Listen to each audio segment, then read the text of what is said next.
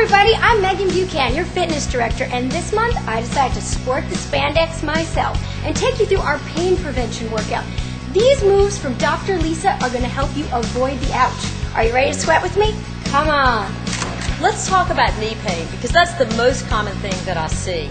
If you get pain when you've been sitting for a while, like at the movie or on an airplane, and then you stand up and your knees ache, that's kneecap pain. But we have some good moves that you can do to help prevent that type of pain. Now here's a great multitasker for you, the plank with a leg lift. Now again, this one can be a little bit difficult, so pay attention to your form, but you'll get great results if you do this one and do it right.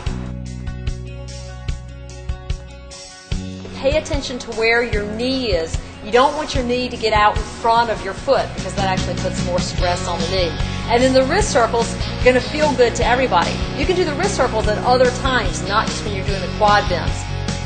The hinge and lift is one of my favorite exercises because you work your lower back, you have to pay attention to your core and your shoulder placement, but you're not down on your knees while you're doing it. So if you have pain in your knees, this is a really great one for you to do for your back to avoid aggravating your knees.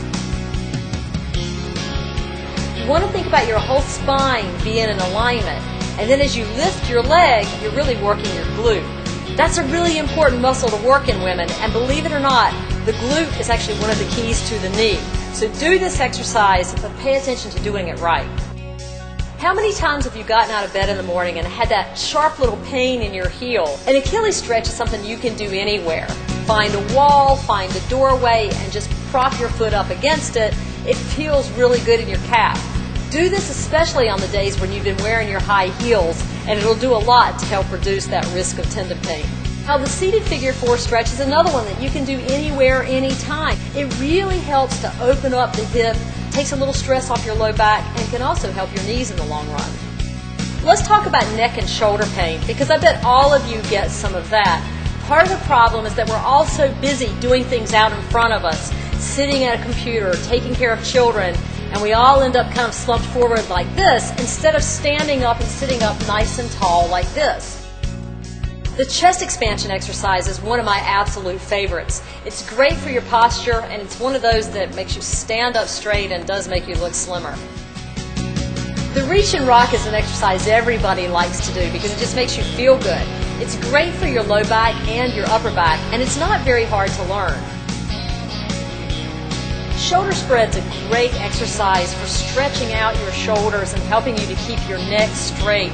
And it feels good. It'll make a big difference if you can do this one on a regular basis. Let me give you 3 quick tips of things you can change every day that'll add up in the long run. The first thing is change your bag. Women are walking around with these big bags, and a lot of times you can really just handle a smaller one. It'll take the stress off your shoulders and upper back. The second thing is change your heel height. Walking around in high heels all day is rough, so if you're wearing high heels today, wear a lower heel tomorrow. And the third thing, and most important, is change your posture. Make sure you move around during the day so that you're not just sitting in the same position all day. Remember, change is a good thing.